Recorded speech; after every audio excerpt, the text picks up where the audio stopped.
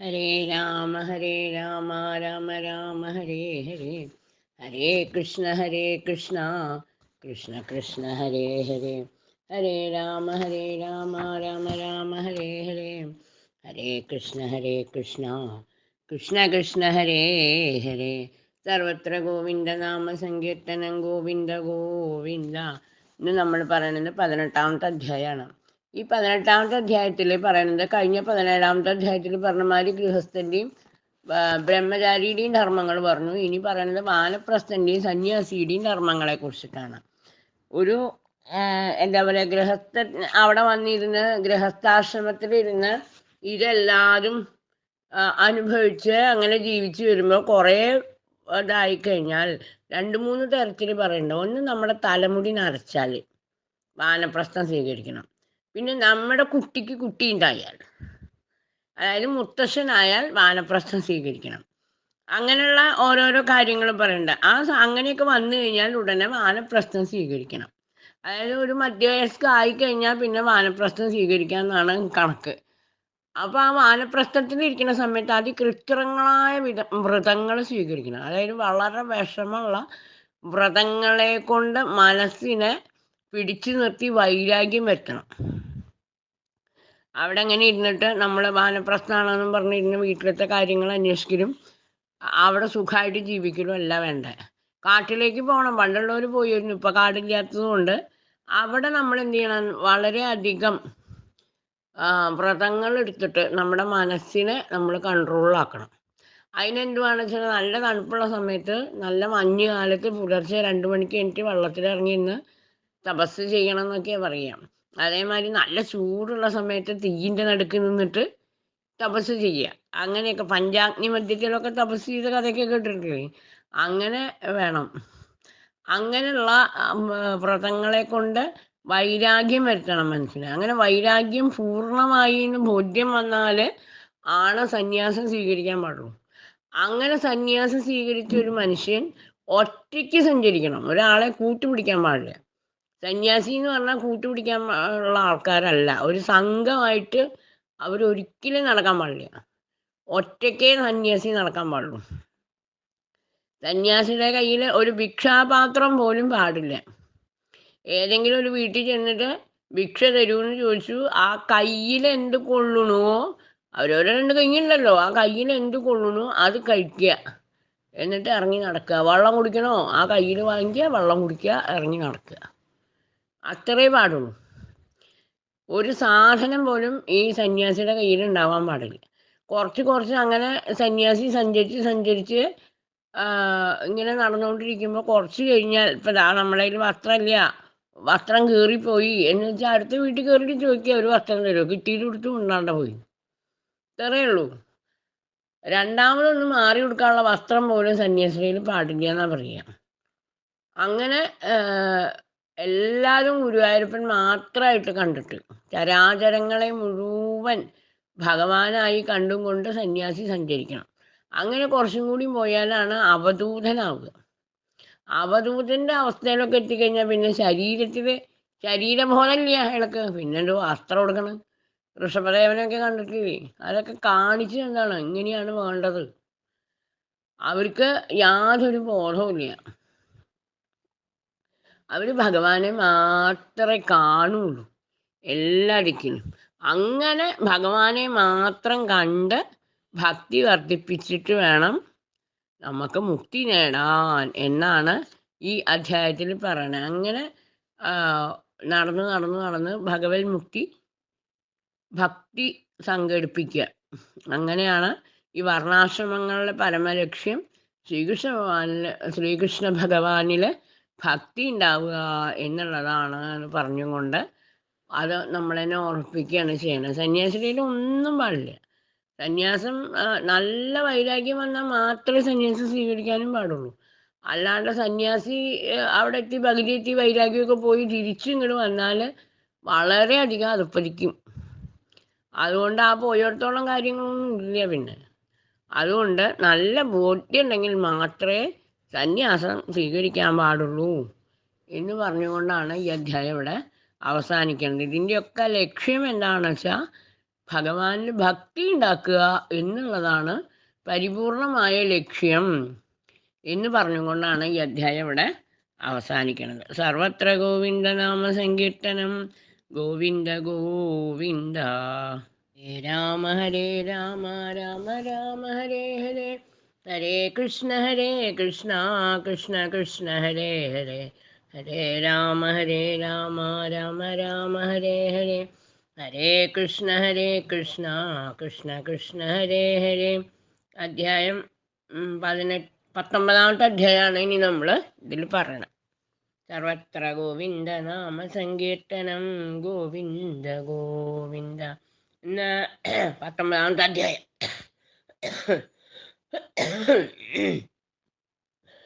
19ാമത്തെ അധ്യായത്തില് ഉദ്ധവൻ ചോദ്യം ചോദിക്കുകയാണ്.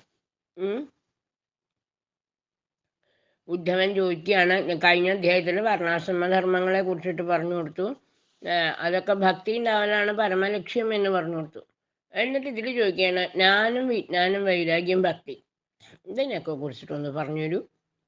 ജ്ഞാനത്തിന് വൈരാഗ്യത്തിന് വിജ്ഞാനത്തിന് വൈരാഗ്യം അതൊക്കെ ഉണ്ടാക്കിയാലല്ലേ ഭക്തി ഉണ്ടാവുക, അതൊക്കെ ഒന്ന് പറഞ്ഞു തരൂന്ന് പറഞ്ഞു. അപ്പൊ ഭഗവാൻ ചിരിച്ചും കൊണ്ട് ഉദ്ധവരോട് പറയുകയാണ്, ഇതേ ചോദ്യം ഭീഷ്മരോട് ആര് ചോദിച്ചു? യുധിഷ്ഠിര മഹാരാജാവ് ചോദിച്ചു, ശരശയ്യയിൽ കിടക്കണ ഭീഷ്മരുടെ അടുത്ത്. അപ്പൊ ഭീഷ്മർ അതിന് പറഞ്ഞ ഉത്തരം ഞാൻ പറഞ്ഞു തരാം എന്ന് പറഞ്ഞു. അങ്ങനെ ഭീഷ്മർ പറഞ്ഞ ഉത്തരാണ് പറഞ്ഞു കൊടുക്കണം. എന്തൊക്കെ? ഭീഷ്മരെന്താ പറഞ്ഞ? സ്വർണം കൊണ്ട് നമ്മൾ മാല ഉണ്ടാക്കണു, വള ഉണ്ടാക്കണു, കമ്മലുണ്ടാക്കണു, മോതിരം പലതും ഉണ്ടാക്കണു ഇല്ലേ? അതൊക്കെ ഉണ്ടാക്കണു. പക്ഷെ അതൊക്കെ എന്താ സാധനം? സ്വർണമാണ്. മാല, വള, കമ്മല്, മോതിരം എന്നൊക്കെ പറയുന്ന പല നാമരൂപങ്ങൾ മാത്രമാണ്. അത് എല്ലാം കൂടി മുമ്പ് ഈ മാലയാവണതിന് മുമ്പ് അതെന്തായിരുന്നു? സ്വർണമായിരുന്നു. മാലയായി കുറച്ച് കഴിഞ്ഞ് അത് ഉരുക്കിയാൽ അതെന്താവും? വീണ്ടും സ്വർണമായി മാറും. അപ്പൊ ഈ നാമരൂപങ്ങൾക്കൊന്നും നിലനിൽപ്പില്ല. നിലനിൽപ്പുള്ളത് എന്താണ്? സ്വർണത്തിന് മാത്രമാണ്, അല്ലേ? അങ്ങനെ സ്വർണത്തിന് മാത്രമാണ് നിലനിൽപ്പുള്ളത്. നാമരൂപങ്ങളൊക്കെ മിഥ്യാധാരണകളാണ്. സ്വർണമാണ് അതിലുള്ളൂ. ഇപ്പൊ മോതിരായാലും വളയായാലും മാലയായാലും കമ്മലായാലും അതൊക്കെ സ്വർണ്ണമാണ്, അല്ലേ? അതാണ്. അങ്ങനെ അത് സ്വർണ്ണമാണ് എന്ന് മനസ്സിലാക്കണം. അതെല്ലാം സ്വർണമാണ്. അതേമാതിരിയാണ് എന്ത്? ഈ പ്രപഞ്ചത്തിലുള്ളത് ആദ്യം ബ്രഹ്മ ഉണ്ടായിരുന്നുള്ളൂ. ഈ പ്രപഞ്ചം വന്ന് അത് നശിച്ചാലും ബാക്കി ബ്രഹ്മം മാത്രമേ ഉണ്ടാവുള്ളൂ എന്ന് മനസ്സിലാക്കണം. അതാണ് ജ്ഞാനവിജ്ഞാനങ്ങൾ എന്ന് പറഞ്ഞു കൊടുക്കുകയാണ്. അങ്ങനെ ഈ ചരാചര ബ്രഹ്മാണ്ടം മുഴുവനും ഞാനും ബ്രഹ്മം തന്നെയാണ് എന്നങ്ങോട്ട് അനുഭവപ്പെടണം. അതിനെയാണ് വിജ്ഞാനം എന്ന് പറയുക. ജ്ഞാനം എന്ന് പറഞ്ഞത് മനസ്സിലാക്കുക, വിജ്ഞാനം എന്ന് പറയുക. അങ്ങനെ അതാണ് ജ്ഞാനവും വിജ്ഞാനവും എന്ന് പറയുക. പിന്നെ വൈരാഗ്യം എന്ന് പറഞ്ഞാൽ വിഷയസുഖങ്ങളിലുള്ള വെറുപ്പിനെയാണ് എന്ത് പറയണേ? വൈരാഗ്യം എന്ന് പറയുക. പിന്നെ കഥ കേൾക്കുക, നാമസങ്കീർത്തനം ചെയ്യുക, പൂജ, ധ്യാനം ഇതൊക്കെ കൊണ്ട് ഭക്തി ഉണ്ടാവും എന്ന് പറഞ്ഞു കൊടുക്കണം. എങ്ങനെയാണെന്ന് വെച്ചാൽ ഒരു കല്യാണ വീടെന്ന് സങ്കല്പിച്ചോളൂ. ഈ പെൺകുട്ടി പോയിട്ട് കുറേ ആഭരണങ്ങൾ എടുത്തു. അവിടെ ആ ജ്വല്ലറിയിലാണെങ്കിൽ കുറേ ആഭരണങ്ങളുണ്ട്. അപ്പം ഈ പെൺകുട്ടി കുറേ ആഭരണങ്ങൾ തിരഞ്ഞെടുത്തു. ആ മാല വേണ്ട, ഈ മാല വേണ്ട, അതാണ് വേണ്ട, ഇതാണ് വേണ്ട എന്നൊക്കെ പറഞ്ഞിട്ട് അങ്ങനെയാണല്ലോ. പച്ചക്കല്ല് വെച്ചത് വേണ്ട, ചുവന്ന കല്ല് വെച്ചതാണ് വേണ്ട എന്നൊക്കെ പറഞ്ഞ് പല തരത്തിൽ ഈ കുട്ടിക്ക് ഇഷ്ടപ്പെട്ട ഒരു ജ്വല്ലറിയിൽ നിന്ന് കുറേ ആഭരണങ്ങൾ ഈ കുട്ടി തിരഞ്ഞെടുത്തു.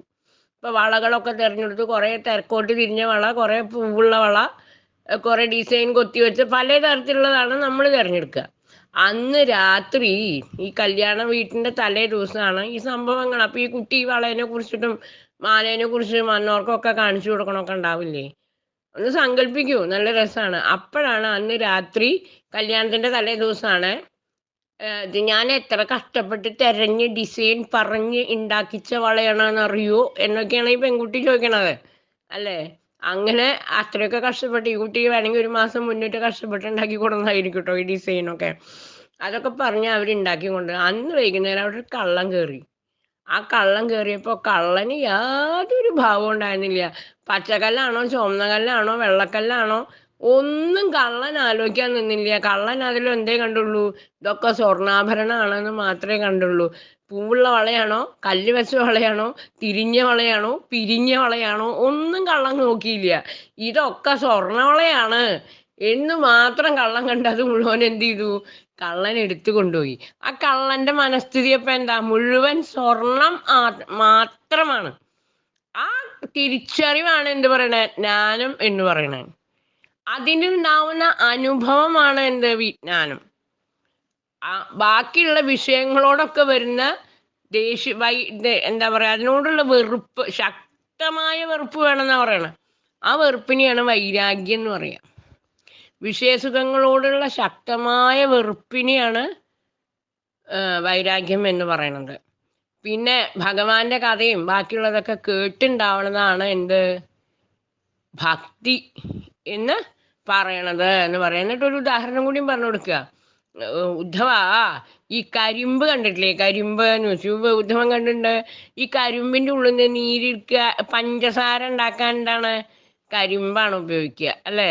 അപ്പൊ ഈ കരിമ്പിൽ നിന്ന് എങ്ങനെയാ പഞ്ചാര ഉണ്ടാക്കുക, കരിമ്പിന്റെ ഇതിനെ ഒരു യന്ത്രത്തിന്റെ ഉള്ളിലൊക്കെ ഇട്ട് നീരൊക്കെ പിഴിഞ്ഞെടുത്ത് എന്തൊക്കെയൊക്കെയോ ചെയ്തിട്ടാണ് പഞ്ചാര ഉണ്ടാവുക. അത് നമുക്ക് മനസ്സിലായിട്ടുണ്ട്. ആ ഒരു അറിവിനെയാണ് എന്ത് പറയണേ, ജ്ഞാനം എന്ന് പറയണേ. ഇത് നമ്മൾ നേരിട്ട് പോയി കാണുക, പഞ്ചാര ഫാക്ടറിയിൽ എങ്ങനെയാ പഞ്ചാര ഉണ്ടാക്കണേന്ന് കാണുക. അപ്പൊ കാണുമ്പോൾ നമുക്കൊരു അനുഭവമായി അത്.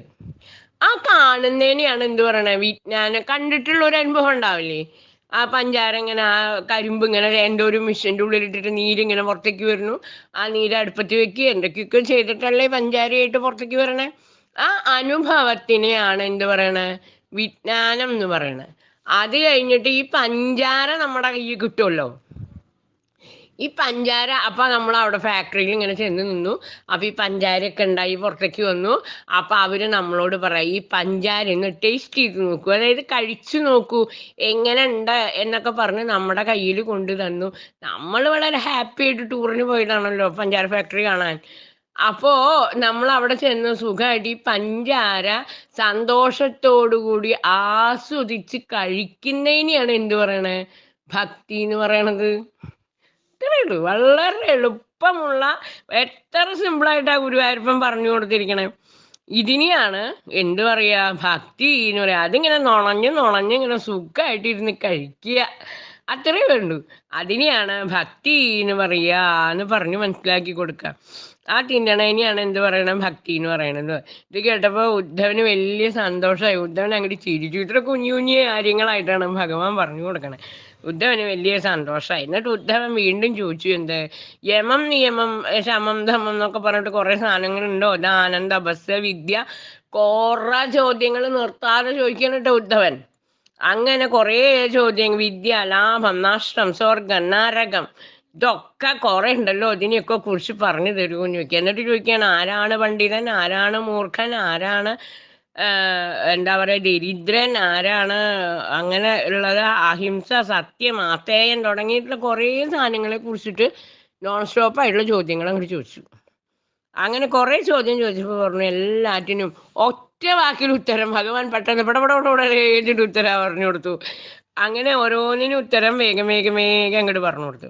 ആരാണ് പണ്ഡിതൻ ചോദിക്കുമ്പോൾ പറയും, എന്താ പറഞ്ഞു കൊടുക്കുക, ബന്ധമോക്ഷത്തെ അറിഞ്ഞവൻ പണ്ഡിതൻ. അതേമാതിരി എന്ന് ചോദിക്കുക, ആരാണ് ദരിദ്രൻ എന്ന് ചോദിക്കുമ്പോൾ പറയും, എന്തുകൊണ്ട് ഉള്ളത് കൊണ്ട് സന്തോഷിക്കാത്തവനെയാണ് ദരിദ്രൻ എന്ന് പറയും. അപ്പോൾ ആരാണ് പണ്ഡിതൻ, ആരാണ് ദരിദ്രൻ, എന്നിട്ട് ചോദിക്കുകയാണ്, ദേഹത്തിൽ ഞാനെന്ന അഭിമാനമുള്ളവനാണ് ആര്, മൂർഖൻ എന്നിങ്ങനെ ഓരോന്നായിട്ട് ഇങ്ങനെ പറഞ്ഞു കൊടുക്കുന്നു. പിന്നെ സത്വഗുണം പ്രകാശിക്കലാണ് സ്വർഗം, തമോ ഗുണം പ്രകാശിക്കലാണ് നരകം, ശാശ്വതമായ ലാഭം എന്താ ചോദിക്കുമ്പോൾ അതാണ് ഭക്തി. പിന്നെ എന്താ പറയാ, ഈ ധൈര്യം എന്താ ചോദിക്കുമ്പോൾ പറയും ദിഹോപസ്ഥകളെ, അതായത് നാവിനെ ജയിക്കലാണ് ധൈര്യം എന്ന് പറയുന്ന സാധനം എന്നാണ്. ഏറ്റവും വിഷമമുള്ള ഇന്ദ്രിയങ്ങളെ മുഴുവൻ ജയിക്കലാണ്. അതിലെ നാവിനെ ജയിച്ചു കഴിഞ്ഞാൽ ബാക്കിയുള്ളതിനെയൊക്കെ ജയിക്കാൻ വളരെ എളുപ്പമാണ്. നാവിനെയാണ് ജയിക്കാൻ പറ്റാത്തത്. അപ്പം ആ നാവിനെ ജയിക്കൽ മാത്രമേ ഇവിടെ എടുത്തു പറയുന്നുള്ളൂ. നാവിനെ ജയിക്കുന്നതിനെയാണ് ധൈര്യം എന്ന് പറയുക.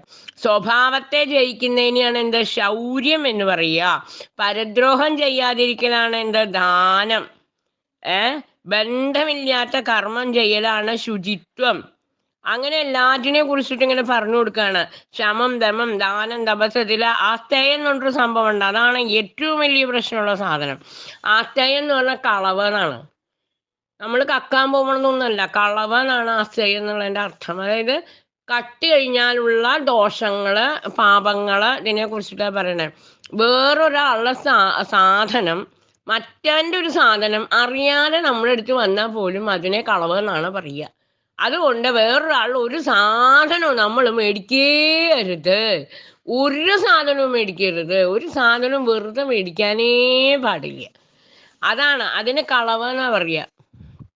ആ കളവിന് പാപമുണ്ട്, അത് നമ്മൾ അനുഭവിക്കേണ്ടി വരും. അതുകൊണ്ട് ഒരാളുടെ ഒരു സാധനവും നോക്കാൻ പോലും പാടില്ല എന്ന് പറയാം. കേട്ടോ, നോക്കിയാ പോയി, അതിന് മോഹിച്ചാ പോയി എന്നാ പറയാ. നമ്മളിപ്പോ എവിടെയെങ്കിലും പോയിട്ട് ഇതിപ്പോ എവിടുന്നാ മേടിച്ചേ എന്ന് ചോദിക്കേ വേണ്ടു, പോയി. കാരണം അതിനോട് മോഹിച്ചിട്ടല്ലേ നമ്മളത് ചോദിക്കണത്. എവിടുന്നാ മേടിച്ചേ, എത്ര രൂപയ്ക്കാ മേടിച്ചേ, ഇതെവിടെയാ കിട്ടുക, ഞാൻ പോയാൽ കിട്ടുമോ, അത് നമുക്ക് വേണം എന്നുള്ളതുകൊണ്ടല്ലേ ഇതൊക്കെ ചോദിക്കണേ. ഇല്ലെങ്കിൽ ഇപ്പം അത് ചോദിക്കുമോ? അതൊരാളുടെ വീട്ടിൻ്റെ ഷോക്കേസിലിരിക്കുന്ന സാധനം കണ്ട ഹായ് നല്ല ഭംഗിയുണ്ട്, ഇത് എവിടുന്നാ കിട്ടിയെന്ന് ചോദിക്കേണ്ട വല്ല കാര്യമുണ്ടോ? അവിടെ ഇരുന്നോട്ട് വെച്ചിട്ട് പോന്നാൽ മതി. അപ്പം അതല്ല, ആ ചോദ്യത്തോടു കൂടി തന്നെ അത് നമ്മൾ കട്ടേൻ്റെ ഫലമാണ്. അതുകൊണ്ട് ഒരാളെ കയ്യിൽ നിന്ന് ഒരു സാധനവും മേടിക്കരുത്. അത് വലിയ കഷ്ടമാണ്. ഒരാളെയും ദ്രോഹിക്കരുത്. ദ്രോഹിക്കാതിരിക്കണേനെയാണ് ദാനം എന്ന് പറയുക. പരദ്രോഹം ചെയ്യാതിരിക്കലാണ് ഏറ്റവും വലിയ ദാനം. അല്ലാണ്ട് നിങ്ങൾ വസ്ത്രമോ പണമോ ഒന്നും കൊടുത്തില്ലെങ്കിലും വിരോധമില്ല. ദ്രോഹിക്കാതിരിക്കലാണ് ഏറ്റവും വലിയ ദാനം എന്നൊക്കെ ഭഗവാൻ പറഞ്ഞ് അതൊക്കെ ചുരുക്കി പെട്ടെന്ന് ഉദ്ധവൻ വേഗം ചോദിച്ചു, ഭഗവാൻ വേഗം ഉത്തരവും പറഞ്ഞു. അങ്ങനെ എന്നിട്ട് പറയാ, ഹേ ഉദ്ധവ, ഇല്ലാത്ത പ്രപഞ്ചത്തിൽ എന്താണ് ഗുണം? ഇല്ലാത്ത പ്രപഞ്ചത്തിന് ഈ ഗുണങ്ങളെ കുറിച്ചിട്ടൊക്കെ ചോദിച്ച് മനസ്സിലാക്കിയിട്ട് വല്ല കാര്യമുണ്ടോ? എന്താണ് ഗുണം, എന്താണ് ദോഷം? ഗുണദോഷങ്ങളെ വേർതിരിച്ച് കാണണ നേരെ എന്ത് ചെയ്യണം? ഒന്നിലും ദോഷം കാണാതെ എല്ലാറ്റിലും ഗുണത്തെയും ഈശ്വരനെ മാത്രം കണ്ട്. ഇല്ലാത്തൊരു പ്രപഞ്ചത്തിലാണ് കേട്ടോ ഗുണത്തിനെയും ദോഷത്തിനെയും ഒക്കെ കുറിച്ച് കണ്ടുപിടിക്കാൻ നടക്കണേ. അതുകൊണ്ട് അതൊന്നും ചെയ്യാണ്ട് എല്ലാറ്റിലും ഈ പ്രപഞ്ചം മുഴുവൻ ഈശ്വരനാണ്, എല്ലാം ഈശ്വരന്റെ സൃഷ്ടിയാണ് എന്ന് വിചാരിച്ച് ഈശ്വരനെ കണ്ട് ഈശ്വരനെ ഭജിക്കുകയാണ് വേണ്ടത് എന്ന് പറഞ്ഞുകൊണ്ടാണ് ഈ അധ്യായം ഇവിടെ അവസാനിക്കുന്നത്. സർവത്ര ഗോവിന്ദ നാമ സങ്കീർത്തനം. ഗോവിന്ദ ഗോവിന്ദ.